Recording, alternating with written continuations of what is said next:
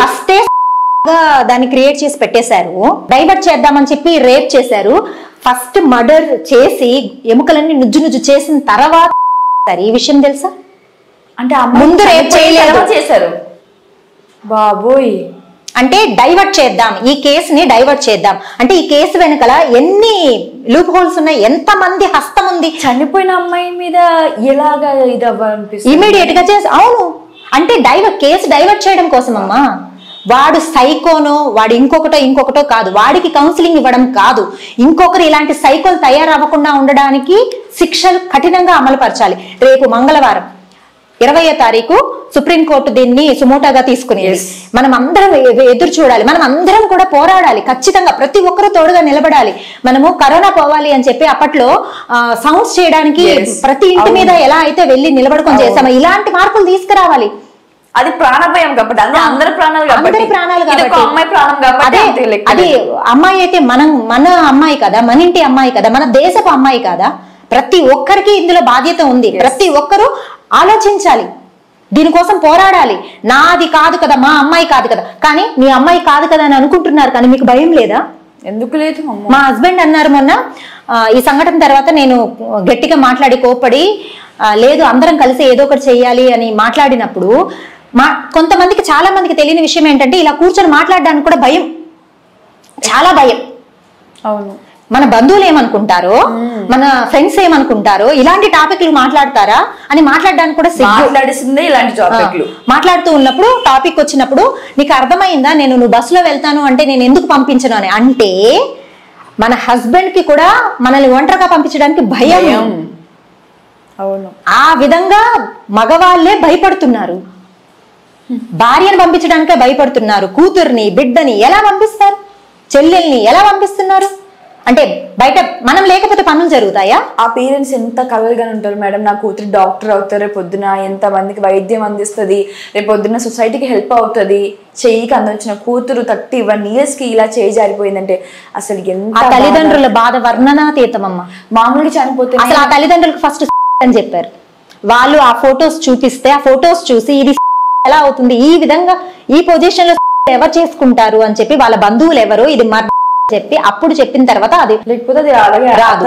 ఇది ఖచ్చితంగా మరొక నిర్భయ కేసులాగా, అలానే నిర్భయ కేసులో కఠినమైన చట్టాలు తీసుకొని వచ్చి కనుక అప్పుడే చేస్తుంటే మరొక మౌమిత వచ్చేది కాదు. అవును, ఇలాంటి సంఘటనలు మళ్ళీ మళ్ళీ రాకుండా ఉండాలి అంటే కఠినమైన శిక్షలు అమలు పరచాలి, చట్టాలు తీసుకురావాలి, ఆడవాళ్ళకి రక్షణ ఉండాలి.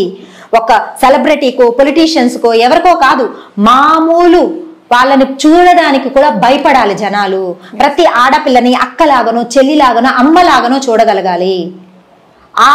అంత భారతదేశం అంటేనే ప్రేమ అమ్మ, ప్రేమ, సంస్కృతి, సనాతన ధర్మము ఇవన్నీ కూడా నాశనం అయిపోతున్నాయి ఇప్పుడు. గల్ఫ్ కంట్రీస్ వీళ్ళు బాగా చాలా చక్కగా వాళ్ళ సంస్కృతిని కాపాడుకోగలుగుతున్నారు. మనం ఏమవుతున్నాం? సౌదీ అనుకుంటా మేడం, సౌదీ కొత్త సమయంలో అమ్మాయిని ఒక అబ్బాయి స్ట్రైట్ ఫార్వర్డ్ గా చూస్తేనే పాటలు గన్ షాట్ చేస్తారు. అలాంటిది మన వైపు ఇన్ని జరుగుతున్నా కూడా కనీసం స్పందించడం కాదు, వాళ్ళని జైల్లో కూడా వేయించట్లేదు. ఇప్పుడు స్టిల్ ఆయన బయటనే ఉన్నాడు. ఆ అజయ్ ఆ పర్సన్ ఇంకా కస్టడీ అంటే ఇంకా హోమ్ లోకి వెళ్ళలేదు, ఇంకా విచారణలోనే ఉంది. విచారణలోనే వాడిని పెట్టి బాగా చక్కగా మేపి దున్నపోతులాగా తయారు చేస్తారు. ఎలాంటి సమాజంలో బ్రతుకుతున్నాం మనం? దీని నుంచి బయటపడడానికి మనకి మనమే తోడుగా నిలబడాలి. మనలో ప్రతి ఒక్కరూ ఉండాలి. ఇలాంటి సంఘటనలు మళ్ళీ మళ్ళీ రిపీట్ కాకుండా ప్రతి ఒక్కరికి తోడుగా నిలబడాలి. మీరు గవర్నమెంట్ కి కానీ లేదంటే ఇప్పుడు మనకి రేవంత్ రెడ్డి గారు ఉన్నారు, వీళ్ళు స్పందిస్తే కూడా అక్కడ ఏదైనా ఒక మార్పు జరుగుతుంది, ఖచ్చితంగా జరుగుతుంది.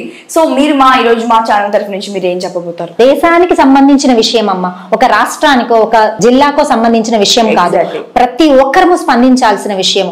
మన నేతలకు కావచ్చు, మన రాష్ట్ర నేతలకు కావచ్చు, మన దేశ నేతలకు కావచ్చు, ప్రతి ఒక్కరికి మనస్ఫూర్తిగా విన్నపించి చెప్పుకుంటున్నది ఏంటి అంటే కఠినమైన చట్టాలని తీసుకుని వద్దాం.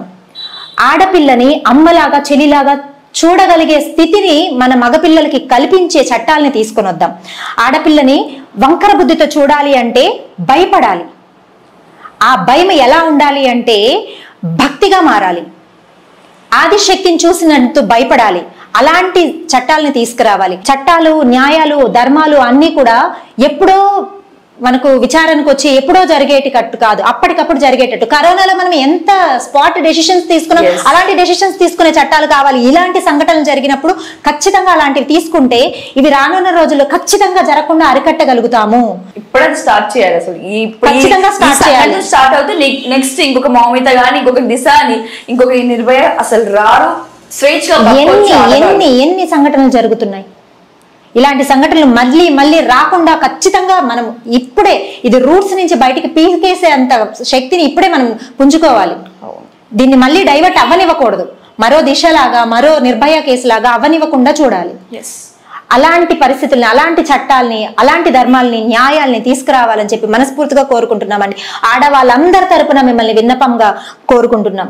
దయచేసి మంచి చట్టాలని తీసుకురండి. మన సమాజంలో భారతీయులందరూ నా సోదరీమణులు, సహోదరులు అని చెప్పి చెప్పుకునేలాగా ఉండాలి. కానీ భారతదేశంలో ఇలాంటి అరాచకాలు జరుగుతున్నాయా, ఇలాంటి సంఘటనలు ఉంటాయా అని ఇంకొక దేశాలు మనం చూసి నవ్వే పరిస్థితులు రాకుండా చేసుకుందాం. ఈ ఘటన జరిగాక ఆ ప్రిన్సిపల్ గురించి కొన్ని రూమర్స్ వస్తున్నాయి, దాని గురించి మీరు? ఈ ప్రిన్సిపల్ అమ్మ ఆ సంఘటన జరిగిన ఆ రోజే రిజైన్ చేశారు. వెంటనే ఇంకొక కాలేజీలో తనకి పోస్టింగ్ వచ్చింది. రిజైన్ చేసిన వెంటనే ఎలా వస్తుంది అంటే ప్రీ ప్లాన్డ్ గానే చేస్తున్నారు. వెంటనే నెక్స్ట్ డేనే ఒక స్కూల్లోనా కాలేజ్ అడ్మిషన్ దొరకాలంటే మినిమం టైం పడుతుంది. తర్వాత ఈ రూమ్ కి, సెమినార్ హాల్ ఏదైతే అమ్మాయి వచ్చి రెస్ట్ తీసుకోవాలి, 36 గంటలు తను వర్క్ చేసిన తర్వాత కొద్దిసేపు మనం విశ్రాంతి తీసుకోవాలని చెప్పి వెళ్తే ఆ సంఘటన జరిగి తను అలాంటి పరిస్థితుల్లో, దారుణమైన పరిస్థితుల్లో చనిపోవాల్సి వచ్చింది. అంతే, చనిపోవడం కూడా కాదు, 2 CC కెమెరాస్ ఉన్న రూమ్స్ లో రీమోడిఫికేషన్ అని చెప్పి డిస్ట్రాయ్ చేశారు. అప్పుడే పనులు స్టార్ట్ చేశారు. అంటే ప్లాన్ తోటి చేశారు. అంటే మనకు కావాల్సిన ఎవిడెన్స్ అన్నిటినీ డిస్ట్రాయ్ చేశారు.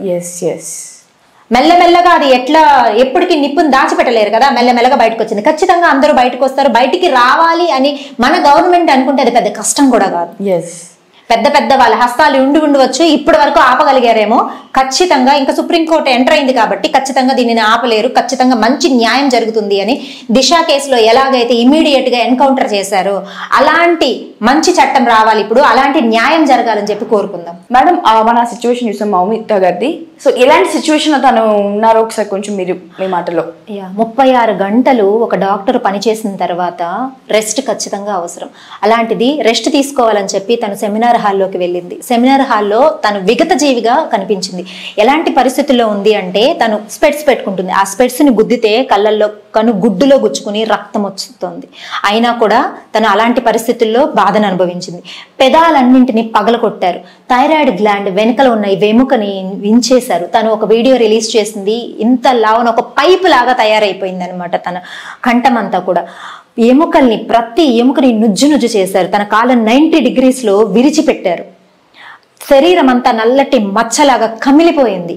బ్లడ్ క్లాట్ అయిపోయి కమిలిపోయింది. తన శరీరంలో 150 mg 150 mg స్పర్మ్ అనేది దొరకడం జరిగింది. అంటే ఒక పర్సన్ స్పర్మ్ 15 mg అయితే 150 mg స్పర్మ్ ఉంది అంటే ఎంతమంది కలిసి తనని దారుణంగా అత్యాచారం చేశారు.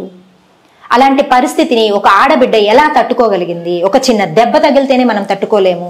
ఒక కాలు చెయ్యో ఎక్కడైనా యాక్సిడెంట్లో విరిగిందంటేనే ఎంత కష్టపడతాం, ఎంత నరకాన్ని అనుభవిస్తాం.